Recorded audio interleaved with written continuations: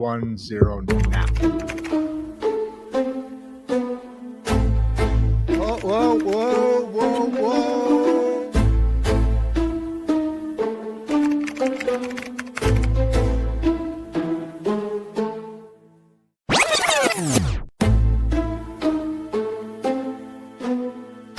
I'm Rod Duff, your host. And I'm producer Barbie. And together, we bring you our podcast, Insights and Straight Talk. And with that, producer Barbie and I are out.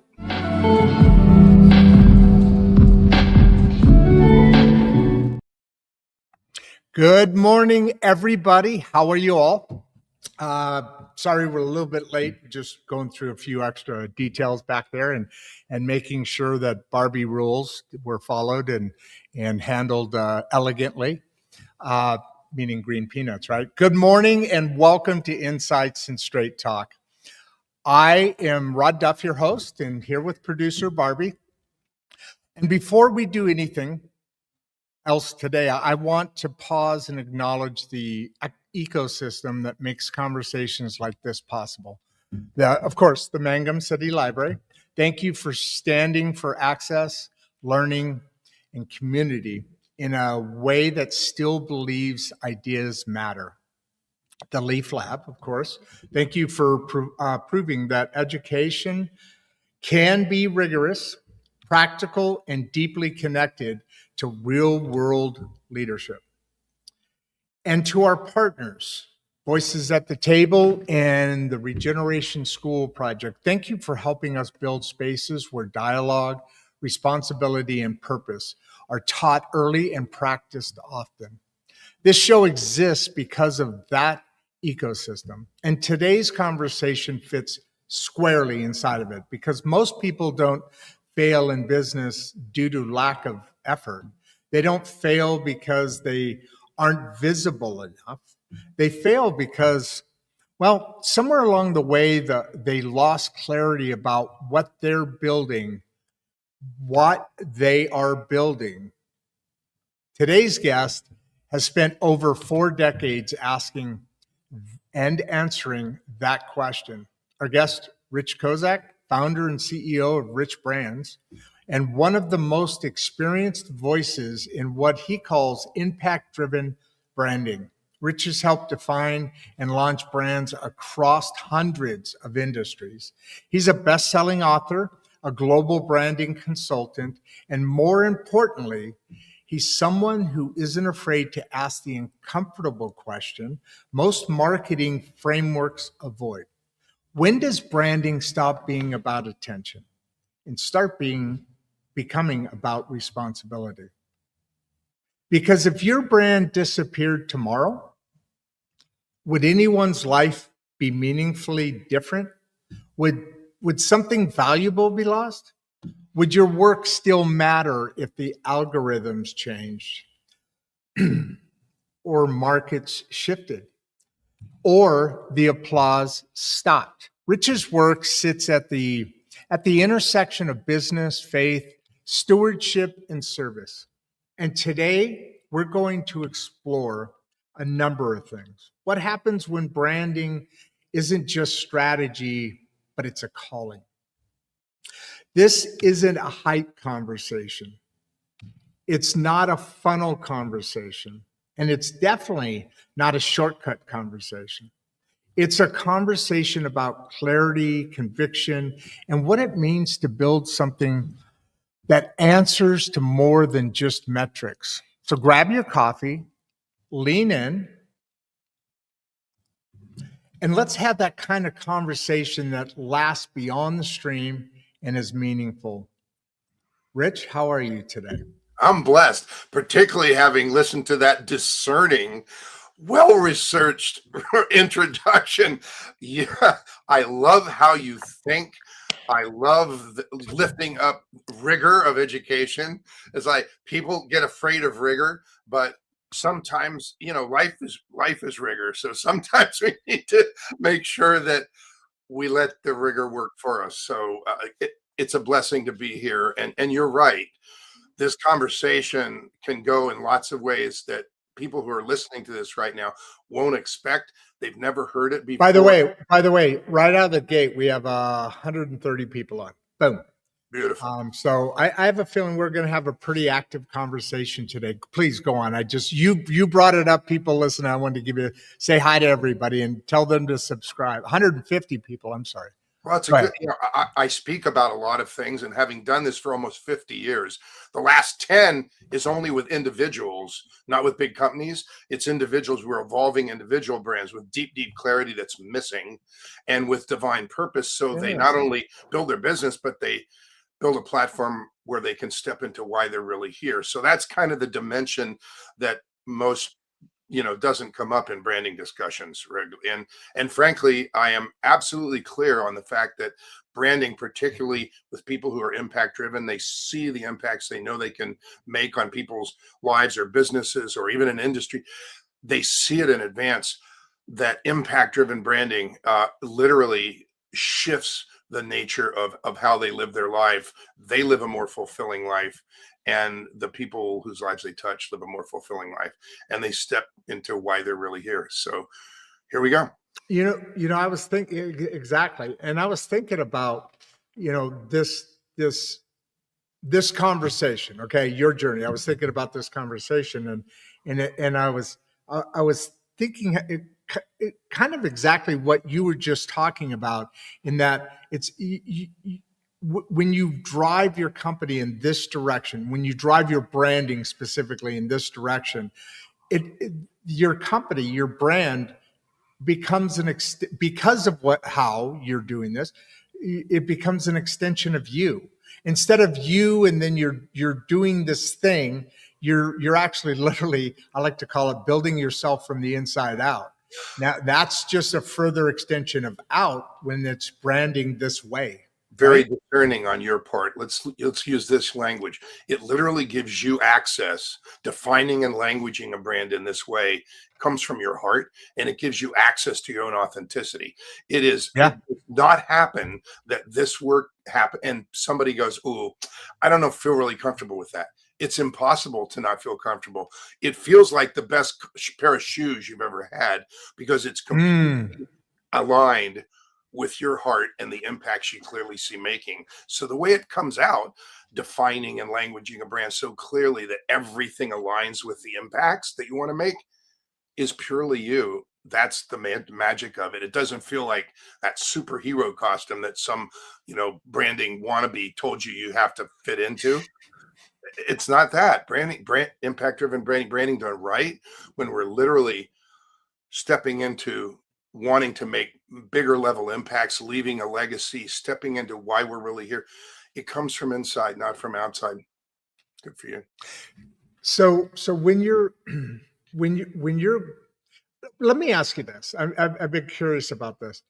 When you're branding, impact branding, that's the word I should use to set that frame, right? When I'm talking about this, impact-driven branding, it's process, it's steps, and that's it. It's steps.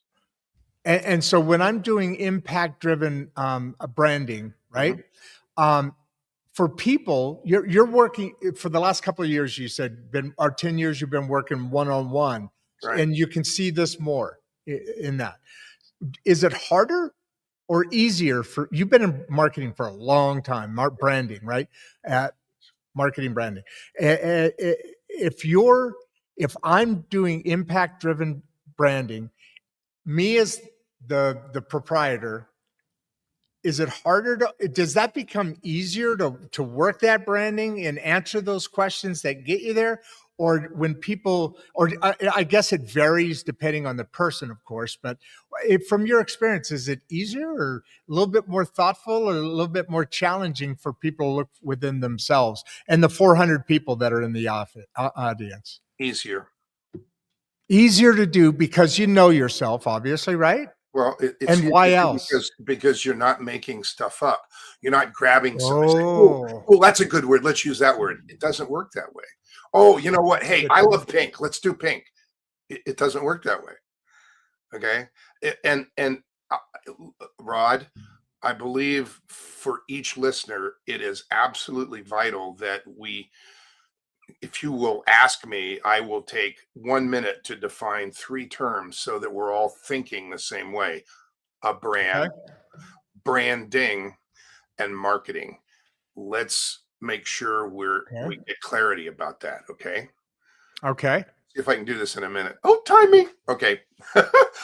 What's a brand? A brand is a perception, but it's Mhm. not your perception. Your brand is not what you think. It is not what you say. Your brand is what your target audience, you most important Sees. target audience that you really see impacting and really want to impact. It's what that mind Hey. perceives.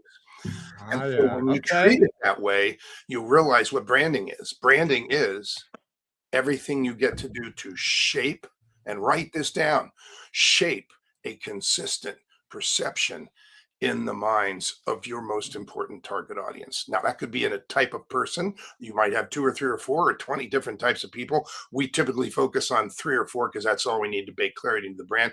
But it could be a company, it could be an industry, it could be a country. Oh, wait. Before we Depends go on it. past that, Yeah. when you say 3 or 4 people, you mean different personalities that you're branding to? I'll be Is that very what you mean? specific. I'll be very specific in it. I'll go into the process. It's Please. after you've envisioned what it looks like when it thrives and what you're doing, you ask your heart, give me one. Give me a type of person that you know I really can impact and I really want to impact. And your heart And gives you that person not being a personality, but being an example of dig a little deeper a here. type of I person. And then the question is, what makes that person the one your heart gave you? Oh, it's a woman in 40s with a special needs child who's afraid of what might happen to the child if something happens to her. It's a couple that's right before retirement. It's somebody who's discerning what to do in their career and they want to go that way or that way. okay. It's something like, who is it for you? Oh, it's a company who knows that strategic evolve. They have to strategically evolve to become the company they need to come, and their CEO wonders how to lead the team. I mean, all of these are types of clients. It doesn't Okay. matter whom your target is. Ask your heart. Just don't ask your head. Your head will tell you, hey, you can do this for a mattress tester. Ask your heart. Okay. Rodeo clown. Yeah. The mailman. Yeah. Mail woman. Okay. So you ask your heart, and then you write down what makes that person the one your heart gave you. Maybe it's a couple. It doesn't matter. Whatever it is, what makes that person the one your heart gave you. And then what's the first impact I clearly see having? Or will they reframe how they see themselves or something in the world? Mental. And then you give them a new, maybe you teach them something new and they start doing something new and then they get new results. And then they share the results with others and then they become a world changer. It's like, what are the impacts you clearly see having on that type of person when your brand is thriving? First, second, third, fourth, fifth. You do that, and then you're done, and you go, okay, great. And then it's like, okay, heart, give me another one. If you do that 3 or 4 times, you can define the brand you must become to impact those people and and accelerate the impacts, accelerate the brand to make the impacts. And you also bake clarity into the language of the brand so that when other people that aren't those 4 or 3 or whatever hear Okay. brand, they can feel the clarity. It's palpable. And they go, there's something about that person. I think it's Rod Duff. I think he's the one. Yeah. I like that. Well, if nothing else today, you just made my day. Just from that alone. And That was. Let me hold up before you go on. Let me just okay. ask this to tack onto the backside of what you're about to say. Probably, you mentioned ask your heart, Yeah, not your head. right. Um, there's this very specific reason I want to know why you made that comment and that statement, because it's important. Why the heart and not the head? Our brains make lists. Okay. Yeah. Who can you help with it? Go to a networking meeting. Say, so who you're a dentist and you specialize in braces. Who can you help? We can help anybody with teeth. That's not a target That's audience. the head. That's Okay. the head. Exactly. oh, we can, yeah.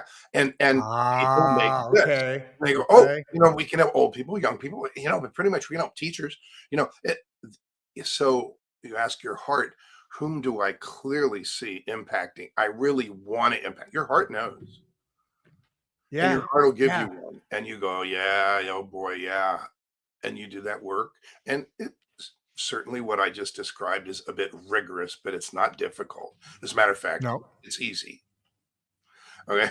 You're And not and when you're saying rigorous, you're just saying it's taking effort. process centric. Rigorous meaning effort. You have to complete. Yeah. You can't leave pieces out.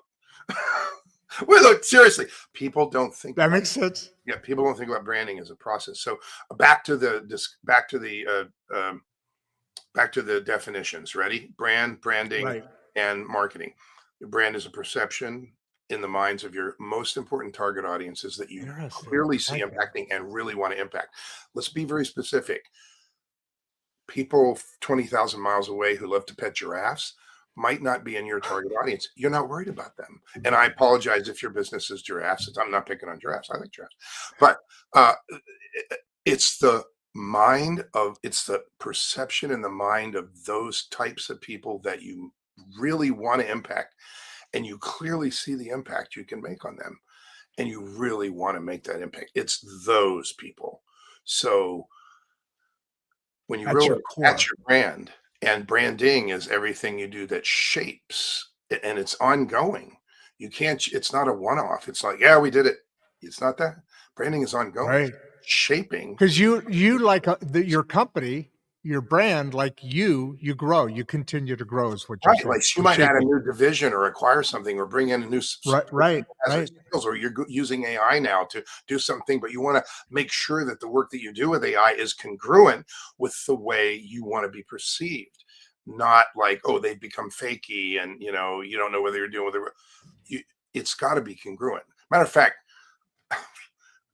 this is kind of a rabbit hole, but I do two 60-minute master classes free every month.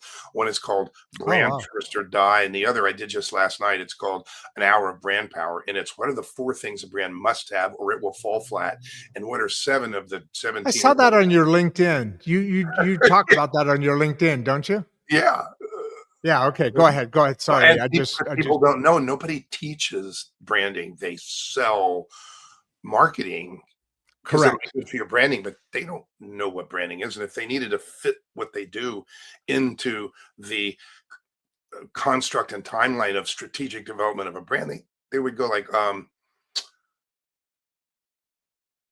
don't know. Okay. So, or something like that. They change Yeah. subject. So we got brand perception, but not your perception. Branding, shaping a consistent perception in the minds of those you most want to impact, Those. and Yep. marketing. Marketing is the execution of an Okay. excellent All branding right. strategy. If you do marketing before branding, you've got it backwards. Branding, defining and languaging the vision, the strategic direction, where it goes, the stakes in the ground along the way, and the language that's unique and share and transfers energy that makes people go, "Oh, I love that. What is that?" It's like that is the foundation. Now it's time for marketing. What is marketing? Marketing is the, products, what products and prices, how do you distribute to the market? What media do you use to reach them? It's like, it's just decisions, but you can't make those decisions based on a strategy if you don't have strategy. So look, write this down if you must. If you're listening to this, your marketing, whether you're a solopreneur or you have a business with 500 employees, your marketing, when it's at its best, is the execution of an excellent branding strategy, period. So You- I promised you straight talk. I've been doing this 50 years. I don't have time for jargon and to complicate this. It's straight talk. Absolutely. It's you're bringing that up, and it brings up curiosities and questions in my own mind. I told you before I built a machinery business over 30 years, and so all of that was included. All of the quote unquote branding, and I'll get back to that. brand, and I'll get back to that. Not step by step, but just in the statement, until I came to this industry, what I'm doing now, this is my mission. I do shows 6 days a week. We have this week, no, probably next week. Yeah, 7 more. Next week, we will hit 500 shows that we've done in 1 year, a year and a half. And we're at 25,000, almost 25. It's somewhere, I don't remember the exact number, but say 20,000 subscribers across our social media. And I've been doing everything wrong. Okay. So that lead up goes to this. Where I come from, or at least my thinking, originally my branding, quote unquote, was okay. How do I design my logo and then the coloring for the company, and so they see that repeatability branding, and until I came to this industry, quote unquote, I never really heard that much about branding. It's always about marketing, and what kicked that off was you had said, if you're doing marketing ahead of branding, you're doing it backwards. Yes, sir. And that's so true.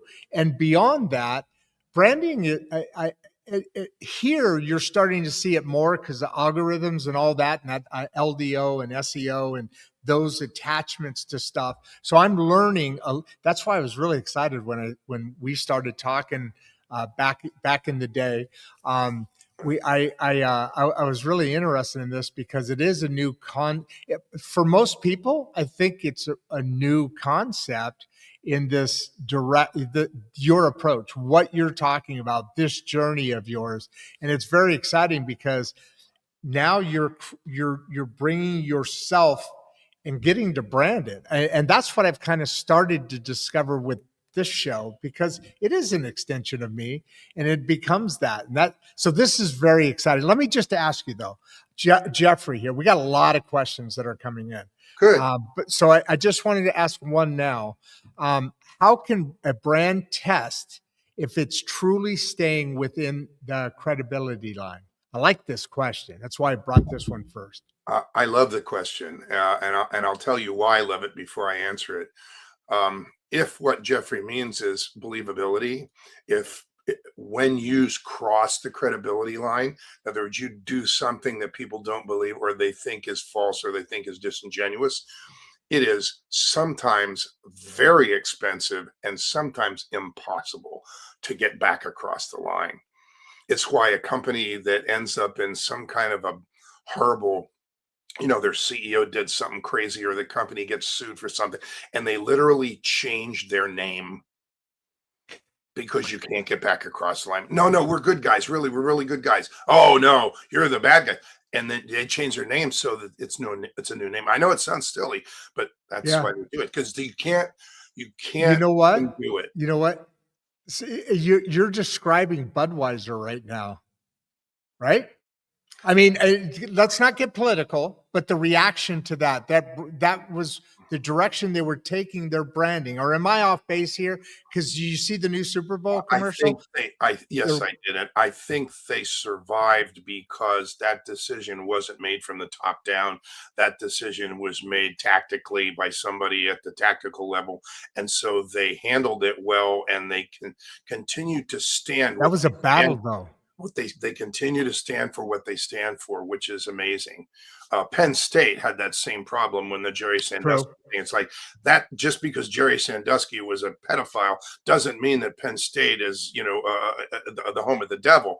They fired Joe Paterno, someone they revered. They had no choice. I know. Yeah. And because of the branding. And what did Penn State do?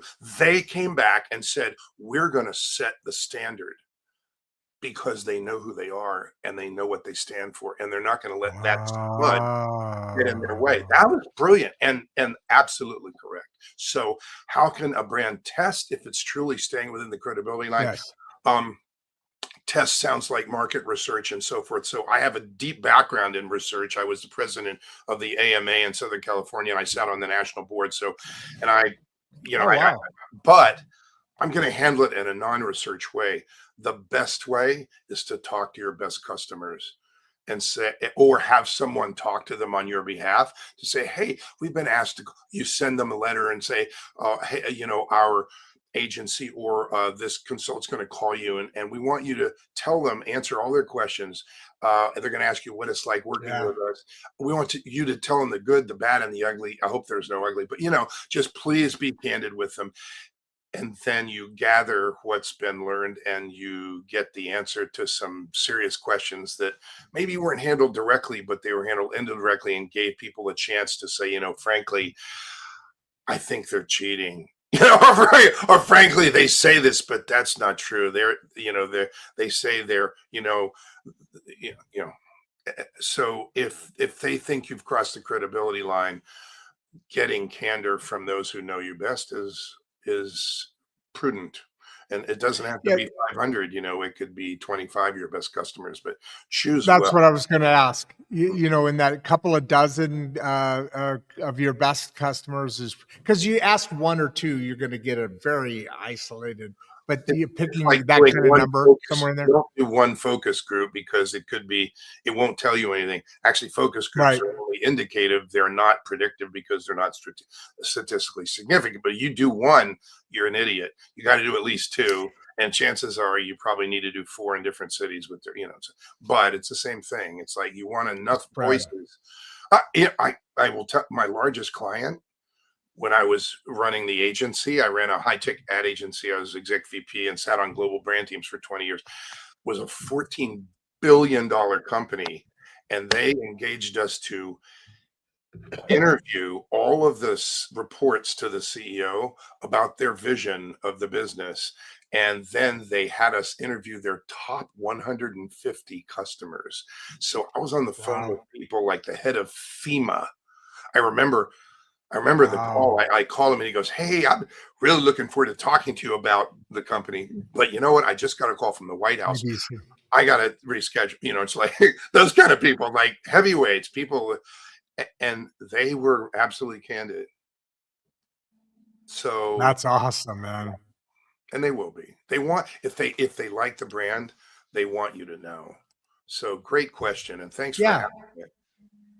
Yeah, absolutely. I couldn't agree more. That I love that question. And to your point, you're absolutely right. I think in some cases people don't think about doing that, or business owners don't think about doing that. And I'm thinking more in the smaller, not large, not mom and pop necessarily, but you know, It's the 5 to $12 million, It that kind doesn't of thing. matter. It's the same. If you're a solopreneur, same thing. It doesn't matter. Same thing. Same thing. Okay. All right. Yeah. Hey, Joe. yeah. No. Go, dude. Go ahead. Finish your thoughts. Sorry. I'm reading Joe's question. I'm ready. All right. What's the first sign that marketing is outpacing meaning? There's some really impactful questions here, to be honest with you. I really like them. I don't want to be snarky, but it might sound a little snarky. I'll try to be getting like nice. If you have to wait for signs that your marketing is outpacing meaning, you have missed a huge opportunity. Because when you Oh, yeah. define and language your brand so clearly that the language it uses to say who we are, what we do, what our expertises are, what characteristics we have that you want to know we have, and titles and subtitles of content and messaging hierarchy, if that's been done, everything the brand says and does aligns with the impacts. If you wait to see where it's failing, you've made some mistakes. And I'll tell you what some of them are. One is hiring a third-party marketers to get some leads. Not giving guidelines to the even internal people, guidelines like this is our language, this is how we say it, this is the vision, this is make sure it stays congruent. If there's no bumpers in the bowling alley, the ball's going to fall in the gutter every once in a while. And that's what you're talking about. It's outpacing, meaning that the marketing, the languaging of the campaign, of the offers has become incongruent, unaligned with who the brand is.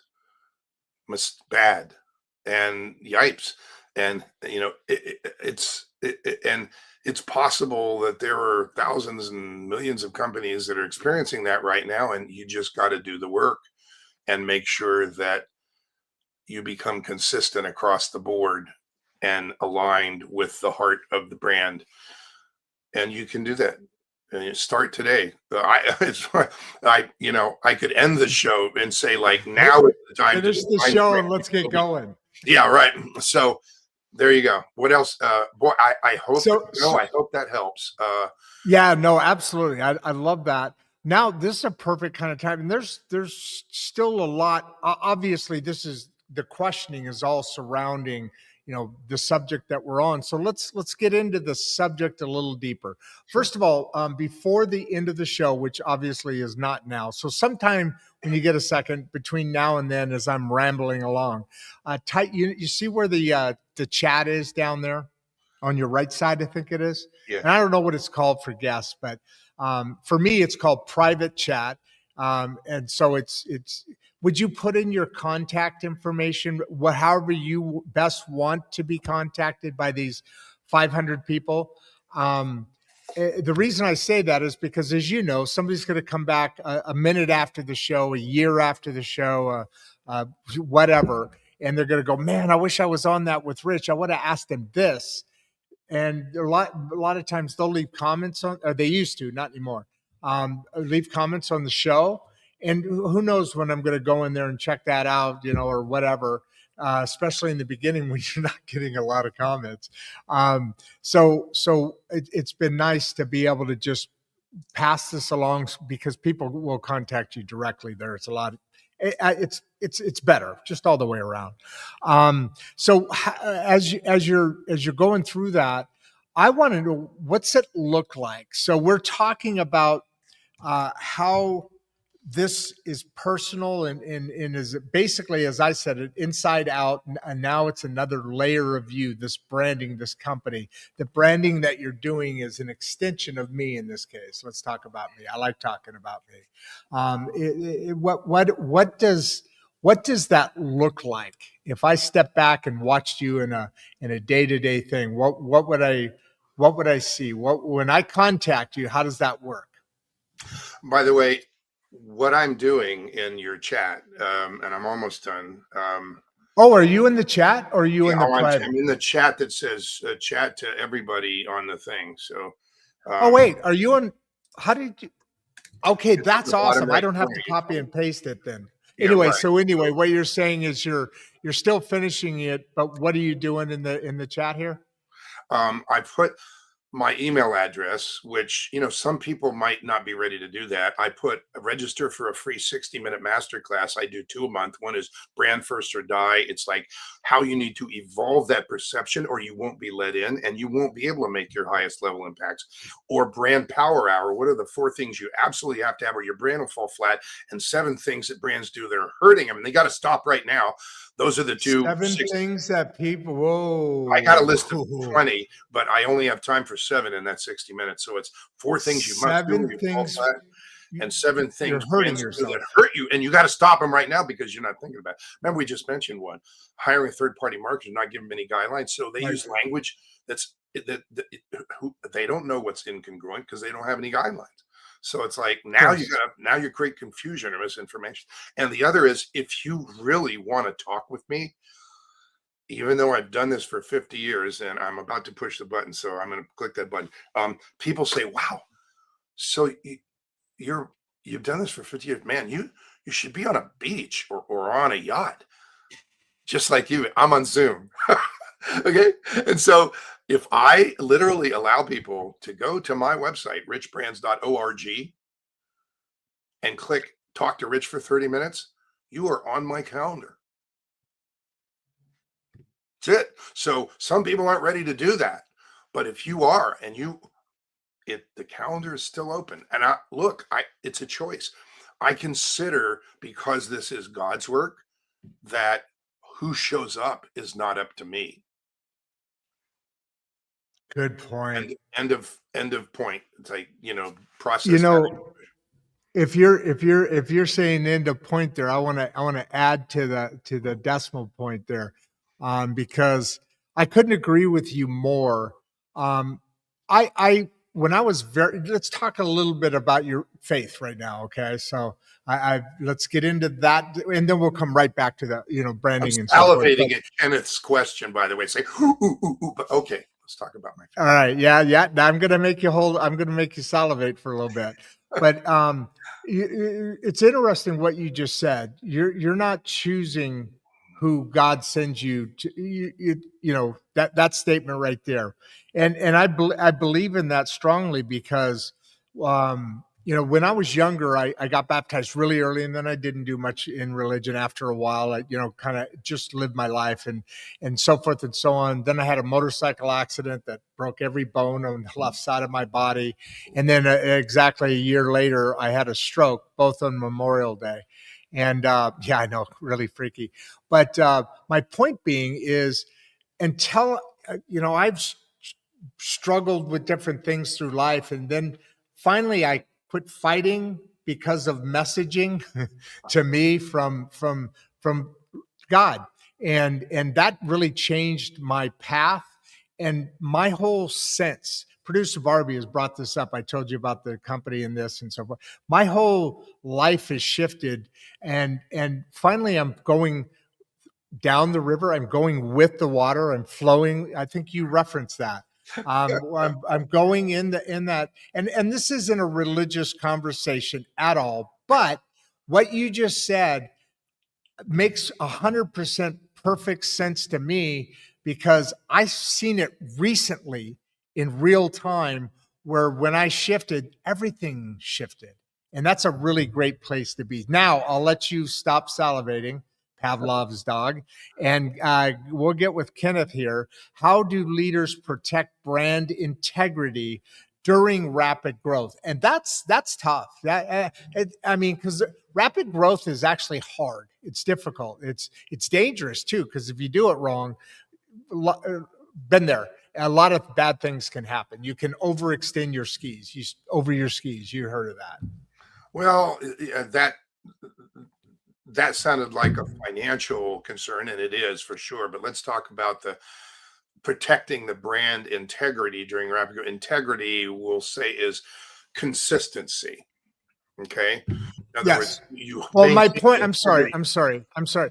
My point was when I said that there's so many things going on that you're protecting that you sometimes don't necessarily pay attention to all of it. That's kind of where I was going with that. If that was Oh, a misleading, I good point. apologize. It is. Go It ahead. is. You can get over your skis in lots of different areas, and kind of like Lindsey Vaughn uh, the other night. That was that was tragic. But yeah, it's metaphorically, Yeah. yes, for a lot of reasons, Yeah. financial and other. So let's talk about the brand integrity. So Kenneth, great question. Thank you for asking it. Rapid growth often includes new people coming on board because there are a lot of jobs. You're reaching out to more people. You need more people, whether they're employees or third party consultants or systems. Because these days people are having AI answer the telephone and set up a meeting with a real salesperson, and it's highly human voice. There's all kinds of things that might be part of rapid growth, but new Sure. people are one of those. New products might be one of them. New target audiences, new geographies might be. So the challenge and the opportunity is to be consistent across the board. It's not possible to be consistent across the board through new people unless, number one, you're hiring or bringing on board some in like VAs or people that are third party, hiring or bringing on board people who match, who have the same heart characteristics as the brand. Wait a minute, what does that mean? In brand development and languaging, we define the characteristics the brand must become. Chances are you already are them, and get credit for to make the impacts. So there's this list of characteristics. There's even a prioritized list of the top 10.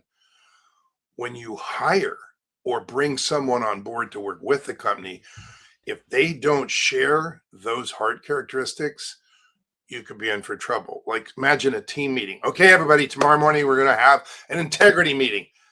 If they don't have integrity, you can't teach it. Okay. That's true. So that's number one.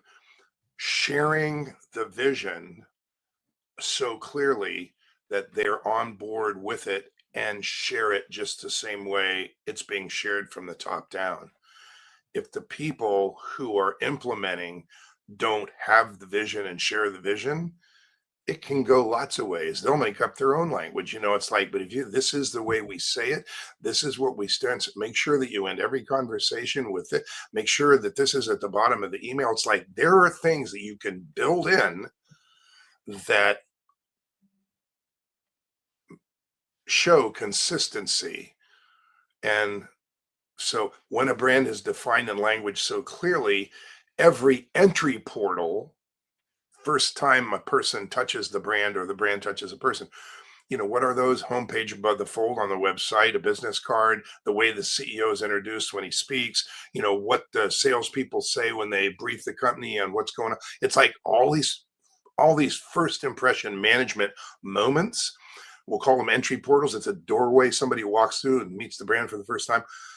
That's where you manage the consistency across the board, because you'll get one shot on first impression. So it's doing the work, Kenneth. It's doing the work in advance to make sure that you have characteristics that you're looking for in the people you bring on, that you revere and lift them up, and that you share in a consistent way and continue sharing and continue repeating the vision of the company and what the company is and what it stands for. They'll take on that language, and the probability that the brand maintains its consistency across the board, its brand integrity, its alignment is much, much higher. And then consistency is a word you used a number of times in that comment there. And that is an important part of the branding process, or marketing, I guess at that point it'd be marketing the brand, right? Is that consistency, the same, ending it the same way, and bringing that across. So when you're working with individuals, you're obviously needing to, basically some of your work is this conversation and having that repeatability, and then really bringing the people to buy in on that branding message, right? Mm-hmm. Just to Let's be specific. I'll give you a very specific example. Um, the way that you say what you do. Mm-hmm. If you go to and I'll take it down to an individual level, you go to a networking meeting, somebody says, "Hey, who are you and what do you do?" And you tell them, and somebody else is near and they come up and they go, "That's very interesting. So what did you say you do again?" And you say it differently. You change words. You think you don't want to say the same thing because you might offend them. So you say it differently. What you've just done is you start to create confusion and misinformation. Oh, I thought you said you do this, but that's what you do this. Like, so I have people who come to me and say, "Look, I have all these things I do, and I need clarity. How do I say what my brand is?" So I'm going to give you a tangible example. Guy comes to me and says, "Look, I lost my wife from lupus. It really made me look at my health. I took my health in my own hands. I realized that I don't want to do just what a doctor says, and I don't want to take pills. I want to." And so I literally went and I learned about stem cells and how, our stem cells have to heal us and rejuvenate us, but we can't make them after 40. So we need to take stuff to help us make our own stem cells. I'm like, "Really?" "Yeah, but I wanted to make sure," and I heard about brain training. And so I took brain training. So I'm certified with Daniel Amen to, how you can have a stronger brain as you get, as you age, and you're like, "Wow, that's cool. I think I want that." "Oh yeah, but then I learned about mushrooms and how they're, some mushrooms are so powerful, particularly hybrid, that they're literally are very efficacious against certain kinds of cancers." You're like, wait a minute. So what do you do? Well, he was asking me, "Do you want to hear what his brand is?" Yes. Okay, his name is Barry, and today, so we'll test it like this. The man speaking at the Next Level Health Conference is an expert at mindful longevity, enjoying a younger brain as you age. He is the founder of the legacy brand Mindful Longevity, Renew, Rejuvenate, Revitalize, Holistic Health Mentoring that empowers lives. I get chills down my spine when I say that. It is intangible brand promise language. It makes people go, "Oh my God, I got to go, but can I have your card? What time is he speaking?" Language transfers energy. And so he doesn't say that 20 ways. The name of the brand and the tagline and the brand promise of holistic health mentoring that empowers lives comes out of his lips all the time and gets to. He doesn't say like, well, we kind of like mix it. And he doesn't mix it up. He uses brand language. And so when we talk about consistency across the board, consistency, that word is so important because consistency builds trust and inconsistency breaks it. You hire a person and they do something for you that first day and they do a great job. You go, wow, great job. They come the next day, they do it entirely differently. Then they come in the next day, they do it entirely differently, and they talk about it differently. You're like, holy moly, you don't know what to expect. Well, brands are like that. If you don't know what to expect, meh. Yeah. I'm going to do it. The trombones just fall flat. Okay, it's like you fall flat. And most brands, look, this is hard to hear. Most brands fall flat. Big ones, little ones. $14 billion companies. The big complaint I heard was, we have 382 verified global experts and we don't get credit for these other guys get the articles about their expertise and we're so much better than they are. Does that sound petty? A $14 billion company. I had to literally say, there's a way to get credit. You have to take it. And we made them do a PR program that sends stories that got them credit for their experts. But look, it's got to be communications managed. And if you don't have a consistent perception, it's up to you to shape it. We're back to the definition of what is your brand. $14 billion company. If people don't perceive that they are the global warehouse of the highest level of expertise in these areas, you have missed a huge opportunity, sir, ma'am. Okay. And if you're a solopreneur and people don't realize that you're a holistic health mentor that empowers lives, you got to tell them, and you got to tell them and tell them and tell them. And don't change it. And so locking it in and getting credit for what makes you outstanding and crafting them in ways that no one else says it, you know what that does? There's no competition.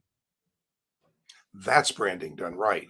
And when it starts in your heart, the impacts you clearly see making on those, your business, your calling, your work, you clearly see it having. You build a platform that makes your business way more successful. You accelerate your impacts and you build a platform that makes it easier for you to step into why you're really here. We were all made by the same God. Back to you're asking me about my faith. My prayer every morning is, Lord, thank you for the gift. I feel it flows through me, not from me. Thank you for being able to see what people can become, to hear their heart, to help them, organize this language and step into their power and be heard and be acknowledged. Thank you for the gift. Put in front of me those people whose lives or businesses you want me to touch with this gift, and give me the eyes and ears and the wisdom to know who they are. It's not up to me who shows up. I just look up and go, who's next? Is Rod one? Okay. Does that help? I mean, I won't go any further on that, but that's what we're talking about. Yeah, no, that's absolutely beautiful. Love the prayer and kind of in the beginning and into the girth of what we were just talking about. Randall came in with this. What role does leadership play in maintaining that brand truth? And you talked a little bit about this, but let's go right at Randall here and say this is the role that you and I think we've already kind of narrowed some of it down is, first of all, you got to have that same set of goals or whatever affiliation to whatever that brand is, that brand message is. The people in management have to as well, because they've got to process that through the rest of the company and into the marketing, right? Right. And so it begins like in the big company era for me, it began at the top with people that thought branding was airy fairy hoo-ha. Right. It's, as a marketer, yeah, shit, it's whatever. Right? Yeah. And they kind of dissed branding, and we sat them down and said, gentlemen, you build that pipeline through the jungle in Africa, that platform in the North Sea. Branding, defining language your brand is exactly like what you do in those projects.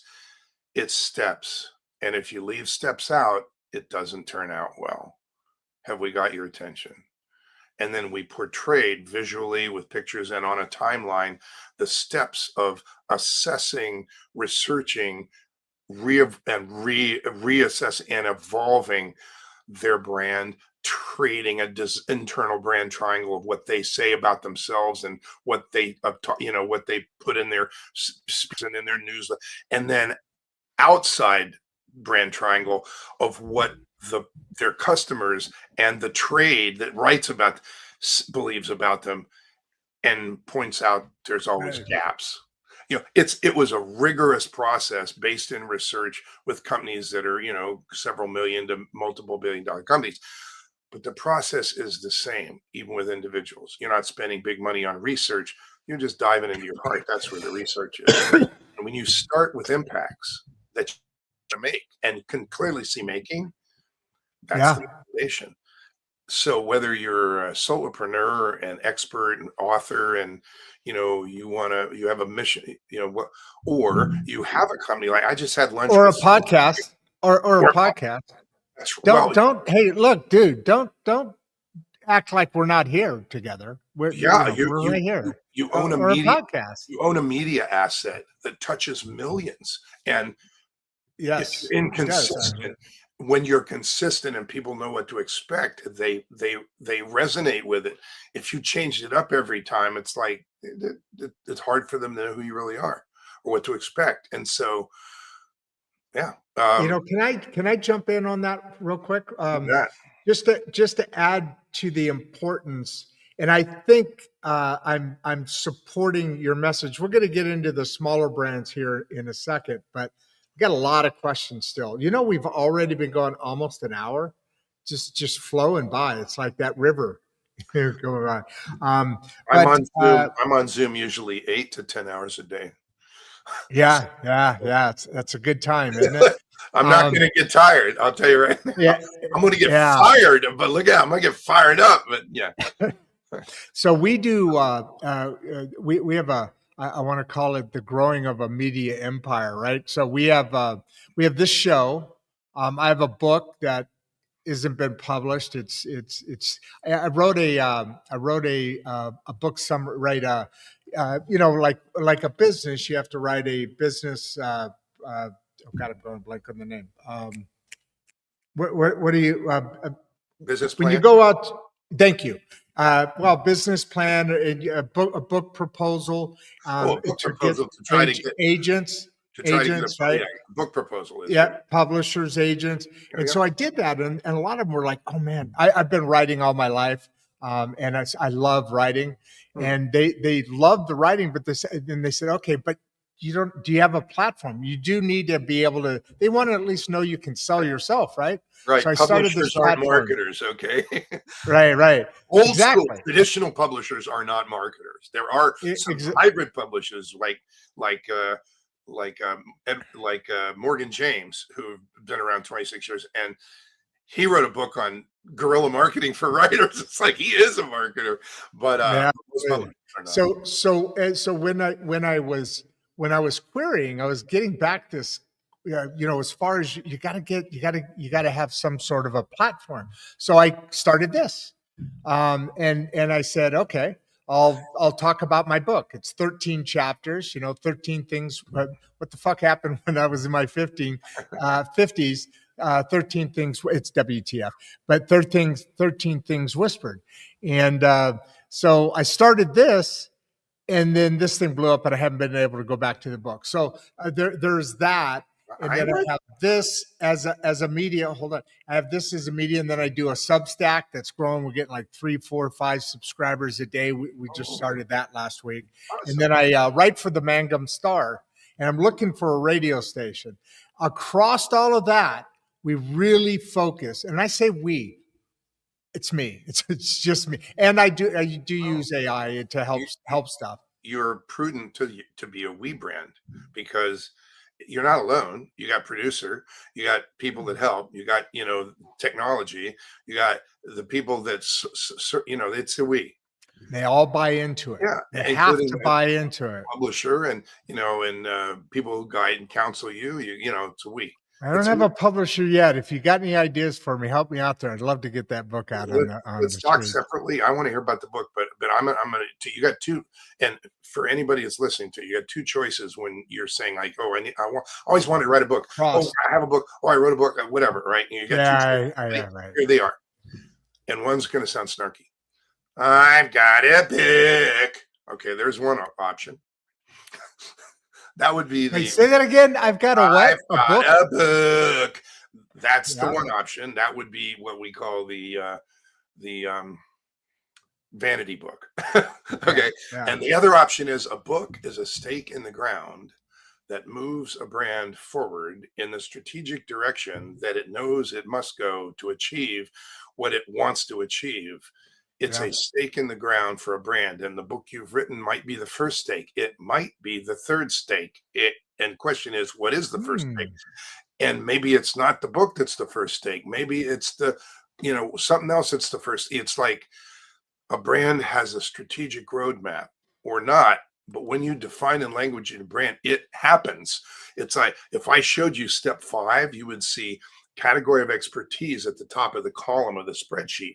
Well, the first one is the first category of expertise you must get credit for. Sometimes the second you can't even get credit for. You get credit for the first. And the third is closer to your real divine purpose. So I got a guy who's a financial advisor. His first book is called the Steps to Success in Business and Life. And it's like, I did this wrong. Don't do this. It was kind of like advice and little QR codes. So we can say, here's what I want you to hear from my heart. And the second book, which literally got picked up by a New York publisher with global reach, is called The Power to Live Your Life, 7 Things to Not Interrupt. Wow. The guy happens to be, and he talks to me, the relationships that work, don't interrupt your integrity, stewarding your savings future, your relationship with God, don't interrupt these things, because people do. They interrupt their integrity. Oh, that's the way we do it here, Bob. You're going to do it that way, or you're not going to work here. Anyway.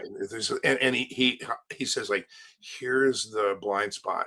So learn to recognize the blind spot for these 7, because they're huge and they can change your life. He happens to he lives his faith as a volunteer chaplain in the jail.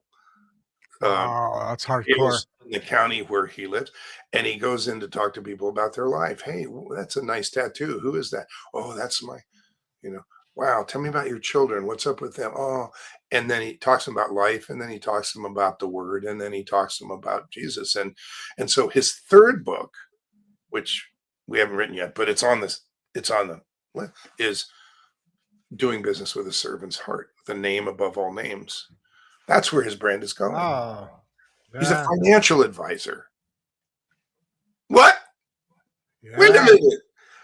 But you can't write, you can't write books about, invest in jojoba beans. You can't write books because you're not allowed. So he wrote books about what I learned, things that are really important to people.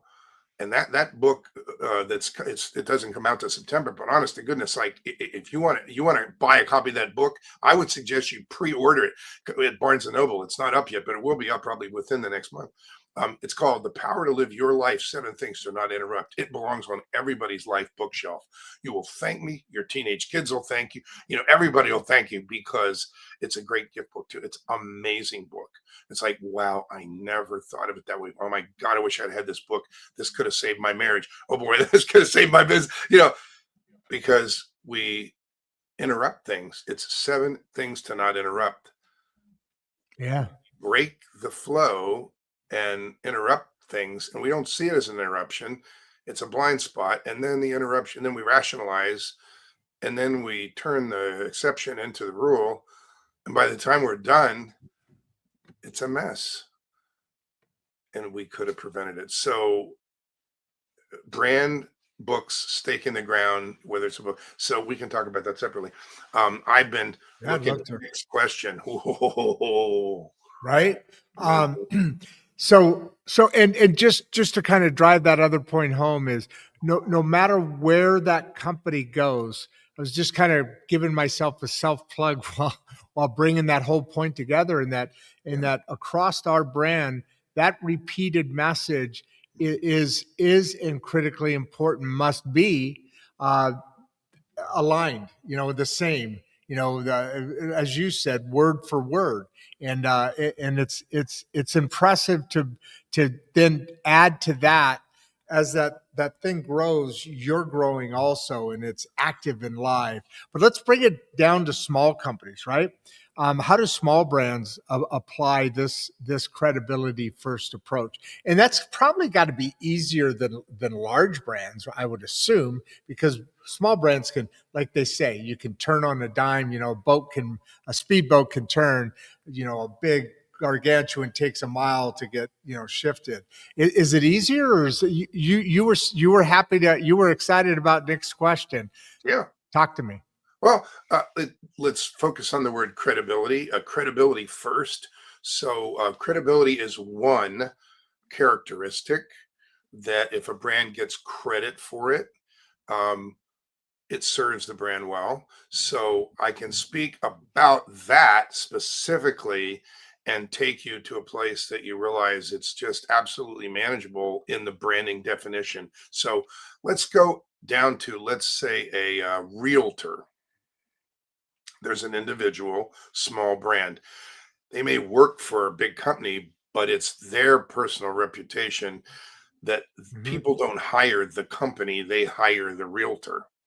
Okay. Mm-hmm. So, what is it about that person that gives them credibility in the beginning and maintains it?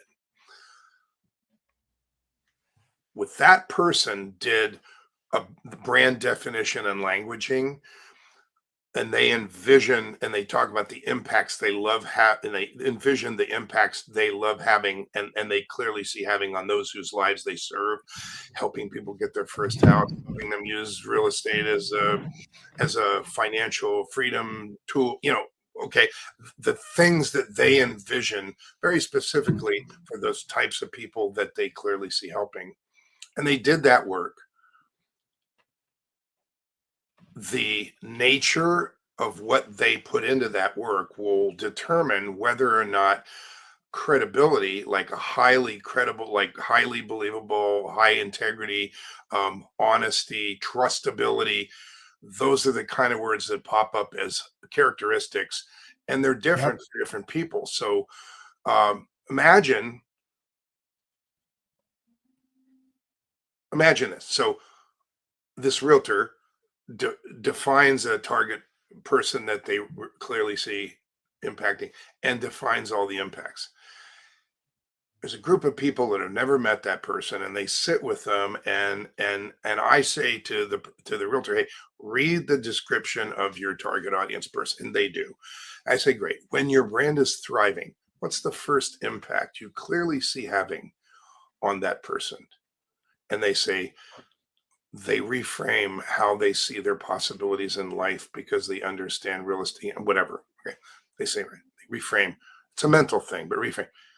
And I say to the people who have never met them, okay, everybody grab your pens, write down the characteristic this brand must become to make that impact on this person. And they write trustable, believable, honest, open heart, whatever they see, whatever they've heard because of the nature of the description of the person, they're not wrong. Remember, your perception is the perception in other people's minds. And so Mhm. let's say that it ends up as when the dust settles and the realtor turns the blue draft uh, characteristic black, it ends up being trustable, not trustworthy.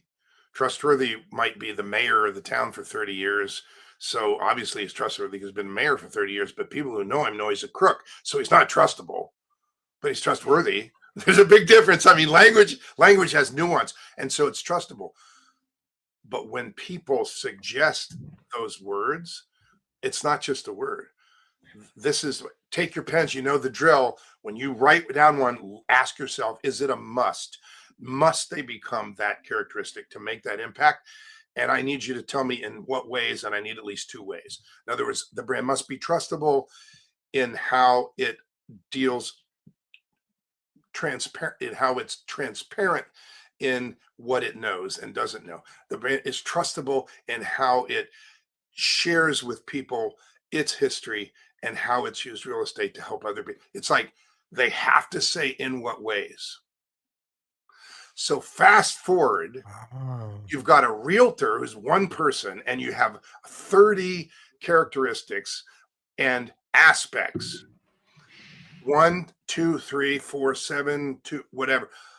The ways it must be that characteristic in order to make its impacts. When the realtor turns all that black and it's very clear and there's no weasel words, no, it's nothing like women become happier. He's like, who women and what do you mean by happy? There's no weasel word. There's no vagueness. It's very specific. The brand must be validating. It validates the person, it validates the process, and it validates the results. It must be very clear. Now you have all that, and then you prioritize the top 10 characteristics on first impression. It is very possible that in the top 10, there is something that's related to credibility, trustability, honesty, transparency, whatever is appropriate, and the realtor in this case resonates with. They say, well, I don't, I wouldn't say honorable. I would say laudable.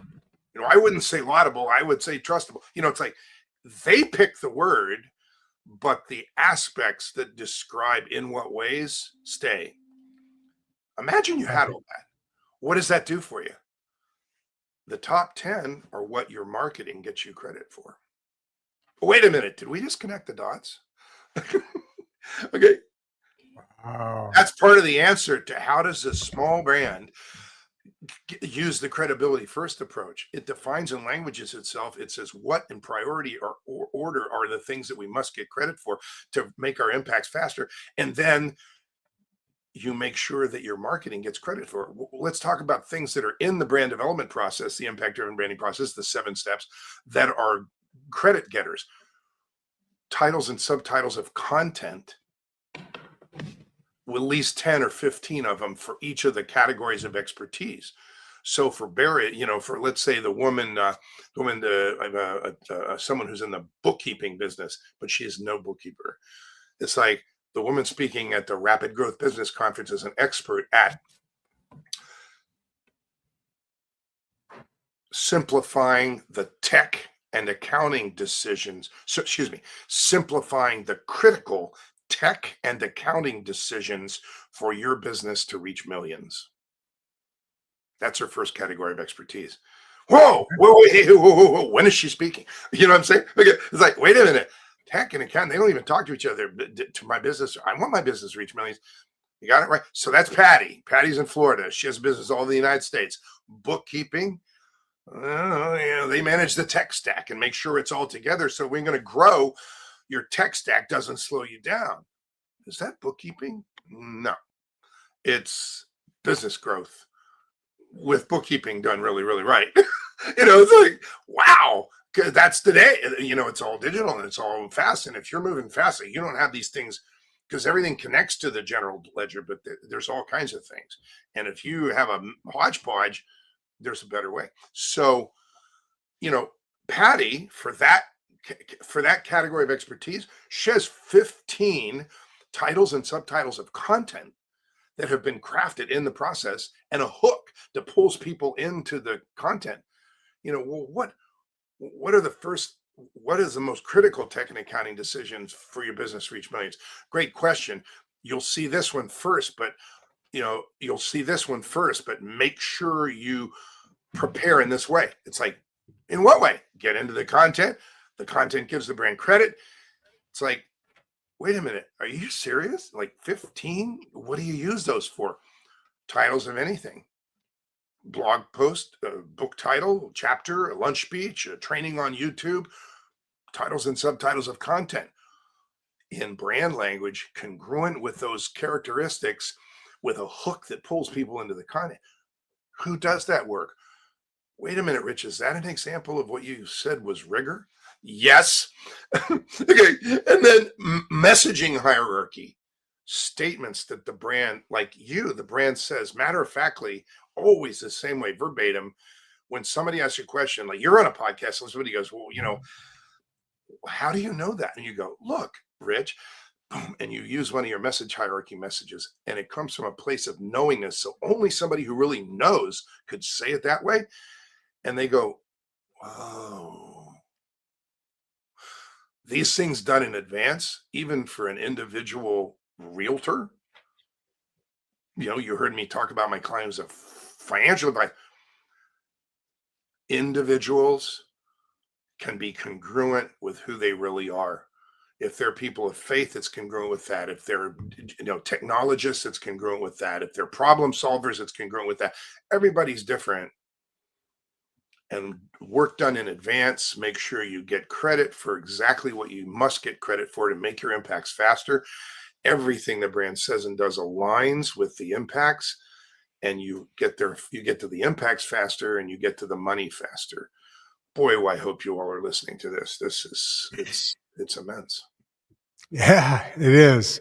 Let's look a little fuller into this. When we're looking at Olivia here, Oh yeah, great. branding, that's a really good question. Yeah, why don't you go ahead and grab that? It says, can strong branding exist? And thank you, Olivia.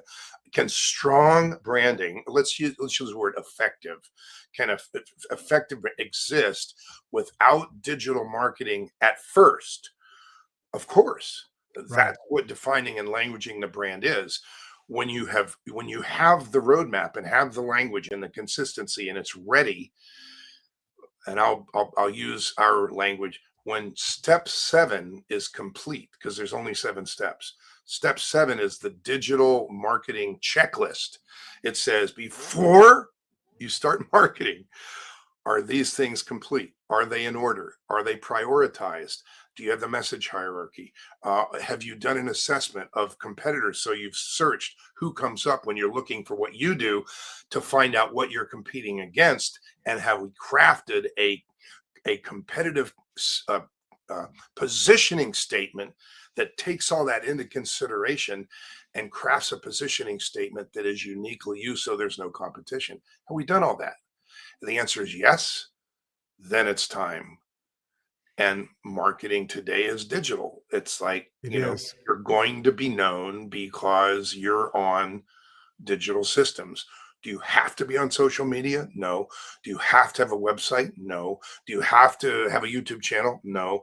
However, the only reason I say no is because it depends on your target audience. If your target audience lives on your street, on Instagram, you probably want to be on Instagram.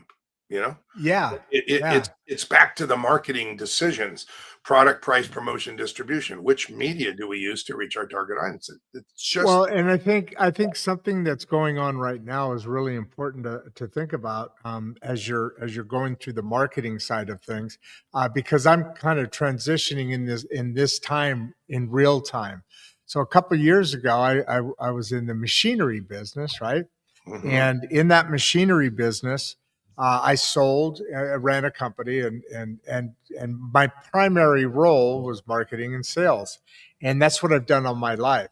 And one of the last shows that I went to with all the people that I've worked with over the years, we were talking. I had different conversations, obviously, as I was winding things down.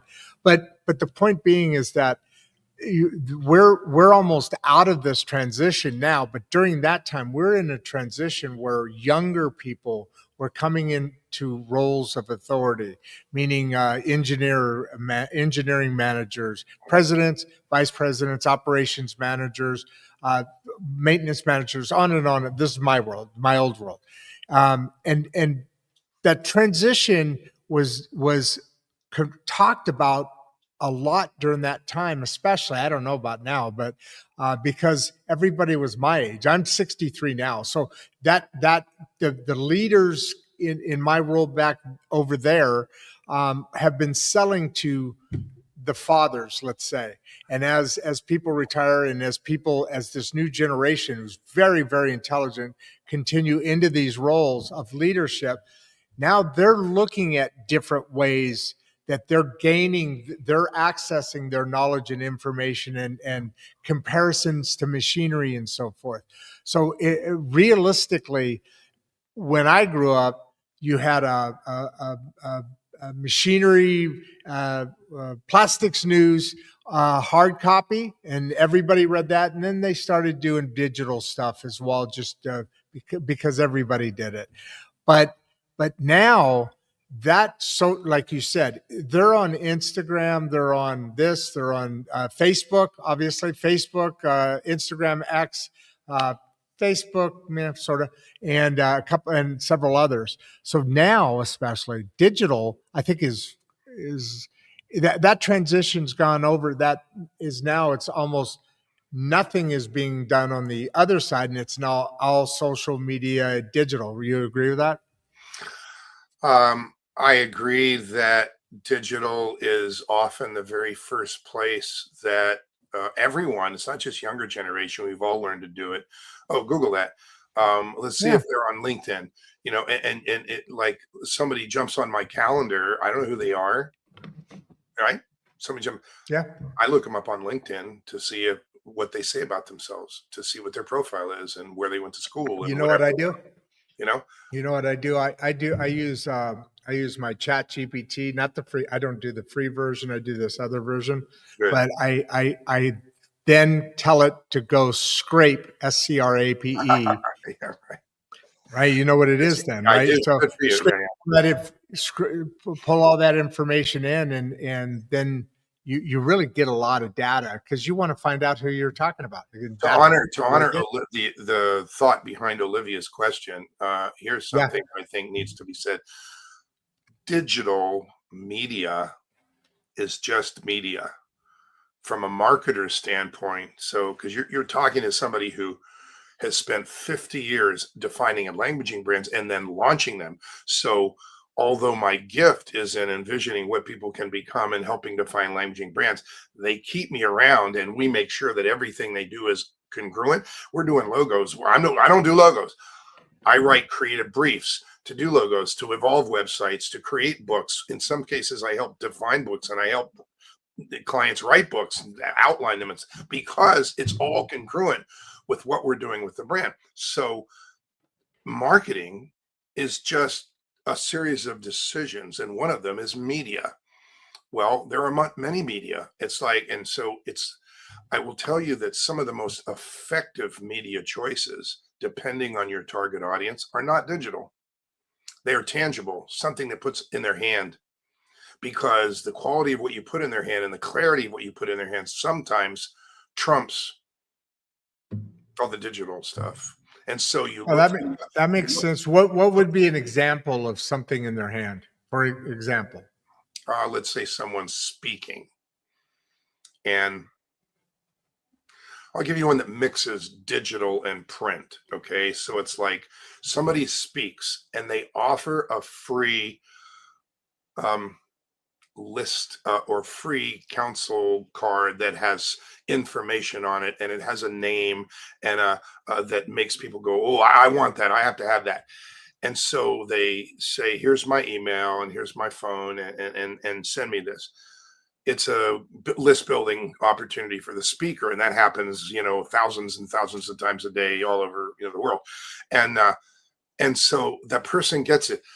If that piece is haphazard Canva by somebody that's got their, that isn't a designer, and they use a bunch of different fonts and a bunch of different colors, they have stepped on their own foot. If it is done professionally and is congruent with the look of it. Remember number 4. Well, Yeah. we do. So number 4 of the things that you must have is to come alive is positive, ongoing recognizability. So if you plant seeds of recognizability, maybe you don't have room for the logo, but if you do, you put a logo on there, but you also put the favicon on there, because now when they see social posts, they recognize the favicon and relate it to the logo. It's like you manage this so that it's professional. What do you mean by favicon? What's favicon? It's a miniature. It's your favorite icon. It's where the term came from. Okay. It is Interesting. I did not know that. Trademark that calls to mind the brand. So Netflix, you're on their website, top left corner, you'll see a little box or a post that Netflix does. You'll see a black box with a red N. And you'll go, oh, that's Netflix, because it looks like the N in the logo. My favicon is the R of Rich Brands with the arrow under it, and it just stops, just R with the arrow and on black field, because it recalls the logo. Okay. And so I can show you excellent examples because you want to create that. Sometimes, logos sometimes are horizontal, rectangular, sometimes they're square. Yeah. When you shrink them down, words become insignificant. You can't read words on a little thing that's next to a social post. So what you want there is an image that is a miniature trademark that recalls the logo, the brand. Like that. Before it becomes part of positive, ongoing recognizability. And the positive part is the consistent professionalness of it. And it's it's the professional application of a color palette using often images from the logo that are recognizable, but there's no words because you can't read it when it shrinks down that small. Right. Okay. No, that makes sense. I like that. I really like that. So Paula here, how do you spot borrowed language that weakens trust? That's an interesting question. I'm not quite sure where Paula's going with that. Paula, bless your heart, you opened Pandora's box. So congratulations. Remember I said I do the 2 60-minute master classes, and one of them was the 4 things you must have when you fall flat, and 7 things that are brands do that, and you got to stop right now. One of those 7 is using AI, an AI engine to create language. Create 7 emails that get, and just using it verbatim when it comes off of AI. There's no unique language that transfers energy. Your brand isn't baked into it. And, so when you, and there's certain, I get what I'll give you a really good example of easy to spot. We work in content a lot all the time. So somebody will ask AI, hey, write an article about this technical area of data security. And what are the top 10, whatever. And you read what comes back from AI, and it says this. This is not just this, it's also this. It's that negative first. Look, I'm a certified trainer of neurolinguistics program. The unconscious mind can't accept the negative, but AI engines will put a negative first. It's not just it. You would never tell people what you're not. You tell them what it is. Right. So my NLP master would say, okay, if it's not this, what is it? It's like, but you spot it in a heartbeat. It's like, they just gave me stuff from AI. And people who live in the world of communication are very discerning about what looks like AI generated content. And that is a slippery slope. And back to crossing the credibility line, if you do that, it might be very difficult to get a second shot at a first impression. Oh, this is one of these things. They're just pumping out AI content, and Exactly. that's it. That's it. Never, I'm not. Am I going to go to their website? Or I go to their website and there's content. It's like, oh, I'll never go there again because it's not coming from somebody's perspective. It's not coming from a professional. It's not coming from somebody whose opinion or whose perspective I would value. It's coming from a machine that makes stuff up, that hallucinates. It's like the end. That's a Yeah. credibility line that people don't think about. And boy, it's serious. So thank you for asking Good that. point. That's an excellent point. Yeah, I like that. And it's important in today's world. Man, sometimes, not sometimes, a lot of times, most times, a great deal of times, however you want to say it, it's so frustrating right now. I mean, AI is going to bring. I mean, let's face it, Google is AI. I mean, it's been around forever, and it's going to keep. It's just getting faster now and bigger, and it's frustrating to me because of kind of what you were saying there, and that it's hard to know what's real and what's fake and what's true and what's not in today's world. One, it's so noisy, and two, it's sprinkled with all this fake stuff. And you're right. People do listen harder now, and when they hear that tone, it's like, I don't want to freaking deal with Right. some made up kind of story that is supposed to make it sound good. Justina here, why does the brand grow? Well, when does? And I like this. I've been dying to put this one up here because it depends on how you do it, right? Or does it? I mean, the difference between brand growth and turning into brand noise, which is now a marketing issue. After the words are done, the marketers are. It's an insightful question. It is a very, yeah, absolutely. If the business is small enough, the marketer is the owner. So it's their decision of what to do or the campaign to run or the thing. Maybe they hired somebody and they say, hey, we need a whole new set of leads. So come up with a campaign, and they have no bumpers in the bowling alley. And so they come up with things that use language, all the good words for marketing, free and, limited edition, it's like they come up with all this stuff and it's like, seems formulaic. I'm going to answer the question, Justina, in a way that you're not expecting. It doesn't. When you've clearly defined the brand, clearly defined in language the brand so that everything the brand says aligns with the impacts, and it has unique language that transfers energy. Why does it not turn into noise? Because it's not like everything else.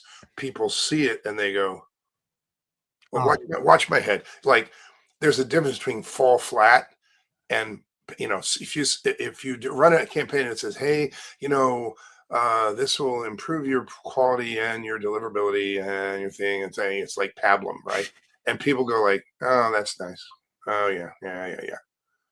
Versus they read something, the headline that says, elevates your business to a higher level of effectiveness and honor, intangible brand promises, and they go, the head, see the head. Mm-hmm. I like that. I want that. What's in there? When your language is unique and transfers energy, you preclude being noise. Everyone else is the noise.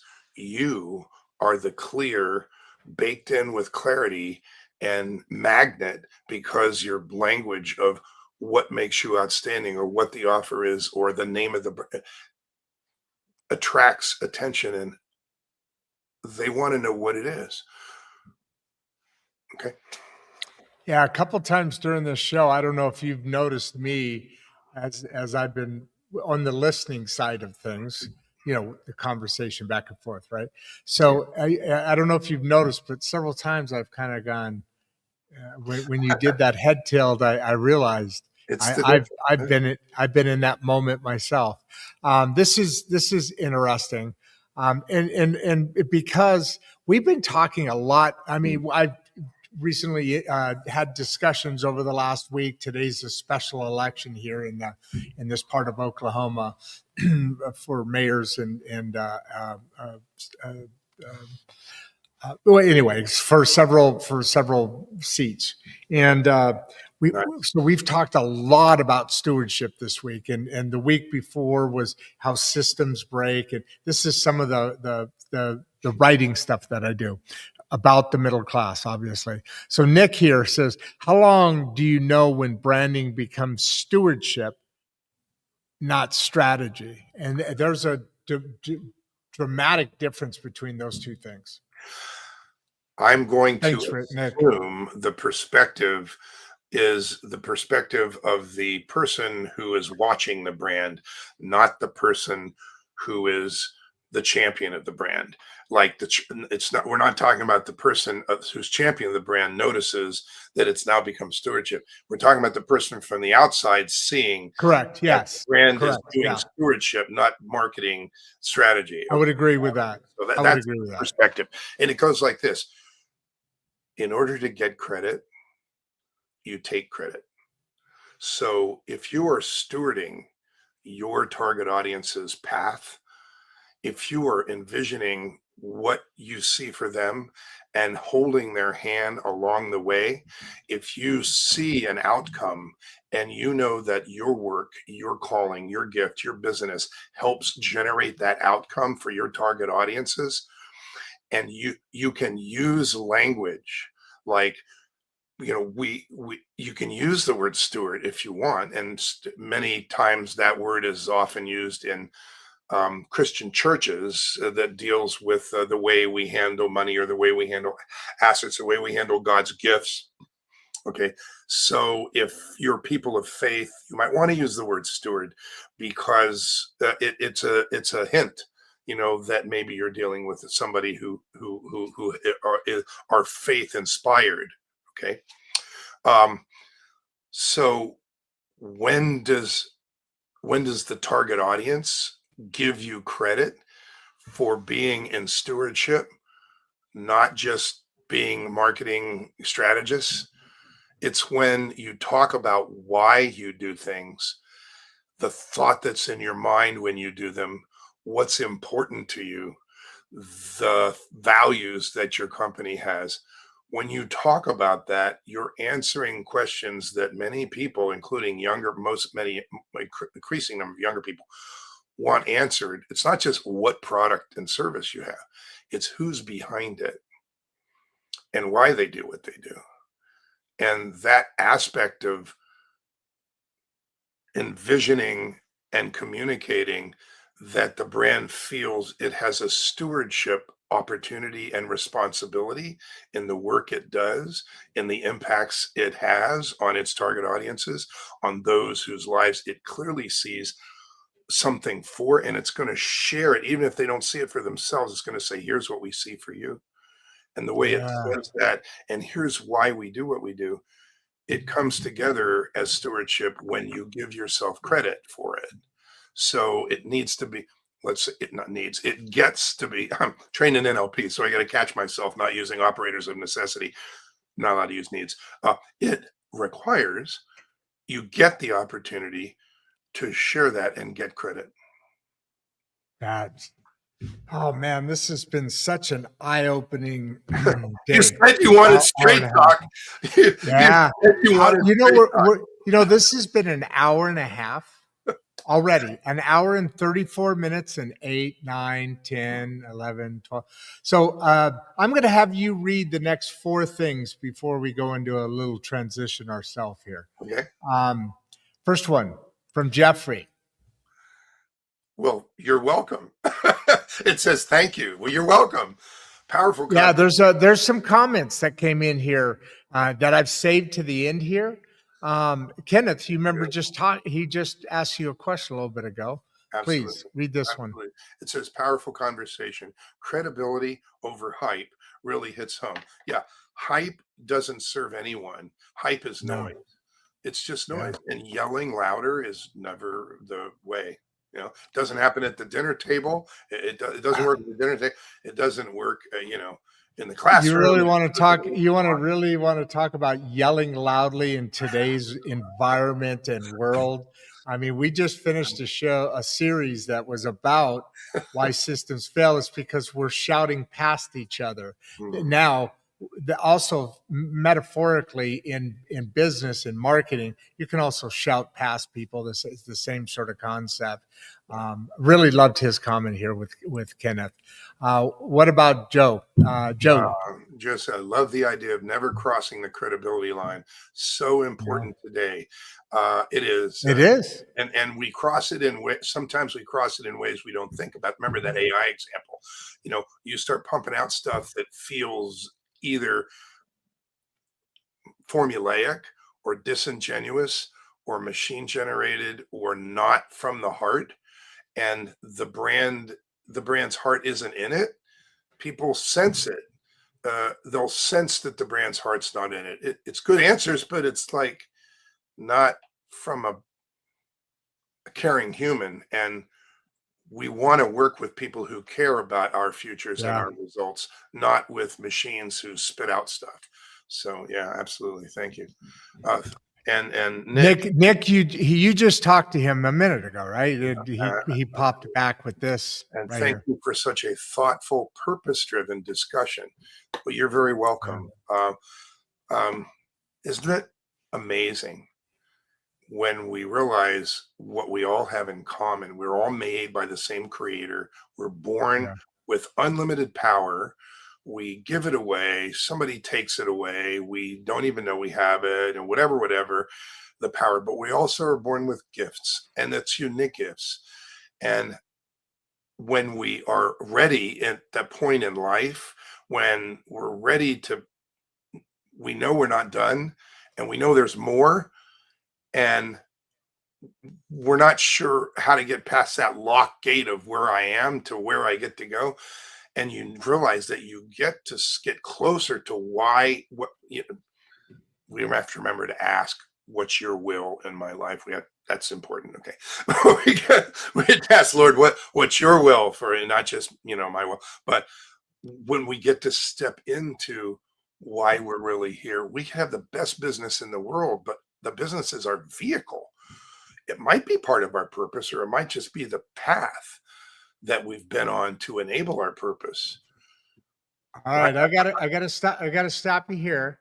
You're giving us the most amazing, beautiful closing statement, and we're two questions away from that. I don't want you. It's like they say when when you're Can I, practicing, can I you don't open want to it up? lose that.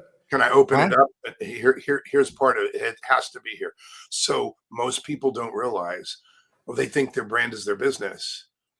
Imagine if all those things that are you ran the machine company, but now you have a podcast, but you're an author and you're building a media conglomerate. It's like, and you're a dad and you speak 4 languages and you play cello and you played in a rock band when you were in college. It's like all these pieces are you. Think of them as spokes in an umbrella. Yeah, What the absolutely. I've question got a is, couple of the those. question is, what's the umbrella? The umbrella brand, which you've never taken time to consider and define, and I'm not talking to you personally, I'm talking to everybody personally, is your highest level impacts that you were created to make. Imagine if you could define that umbrella brand and everything you've ever done and everything you're doing is congruent. And instead of confusing people, well, wait a minute, are you a podcast? Or are you doing oh, you're going to do a radio show? Oh, I got to. They go, oh, that fits because what you stand for, because the umbrella brand is so clear. So remember the Barry example, mindful longevity, renew, rejuvenate, revitalize, holistic health mentoring that empowers lives. That is his umbrella brand. That is his highest level impact. He could touch millions of lives. There's so many legs that brand can have, so many places it can go. That umbrella brand will be compelling. It will be an intangible brand promise and a tagline of what it does and who it is and how it impacts life. And it has legs. It has places it can go. It's not just like Bobby's 5-minute pizza delivery where it's no legs. It's Bobby's 5-minute pizza delivery your first step in a life-changing culinary experience. Now, Bobby teaches cordon bleu lessons on Sunday. He tours Europe every summer and collects recipes. He teaches young kids. It's like, really? I thought it was just Bobby's 5-minute pizza. No, it's the first step in your life-changing culinary experience. You create the brand so that there's always more, because God has created us with always more. Wow. That sounds awesome. That is awesome. Is this that was a great show. I love what you're doing and how this is moving things forward, and it's so important. Um, we got everything. I just copied and pasted. We got everything good there, right? Yep. All right. Why don't you give everybody a big wave? This has been a huge success. Love what you're doing. I'll wrap it up and I'll come back and see you in the green room in a second. Give them a big wave. Thank you, everybody. Thanks for listening. God bless. Yes, God bless. That was, guys, as I said, there are a couple things that are just coming in. Paula had said, thank you for raising the bar on branding conversations. And then Justina, you just saw her ask him a question a second ago. Deep, honest, and impactful discussion. Great show. Love this. I'm going to leave that one on the show. We're going to bounce back to that. I do want to let you guys know that the election is today. So we're going to find out from how that all came together and how it all ended up. And we had some great discussions all week that were totally different from this one. Sorry, I'm just kind of drilling through things so I can get my my information set up to here to get it dialed in. And Rich, I appreciate everything that you brought forward. I mean, it's for me, folks. For me, you know where we are in the show, and we're just kind of starting to get there and kind of to bring it all together. And these are all things as I talk about every day. We get to listen to experts. This information typically is not. The elite have different resources and contacts and the such. I mean, there's nothing wrong with that at all. But it's nice that this show, what I really love about doing this show is having such people like Rich and having that connection of new information and details, and it's very rewarding and personally growing, personal growth to have that ability to grow every day with new information, things I'm learning from folks like Rich Brands here.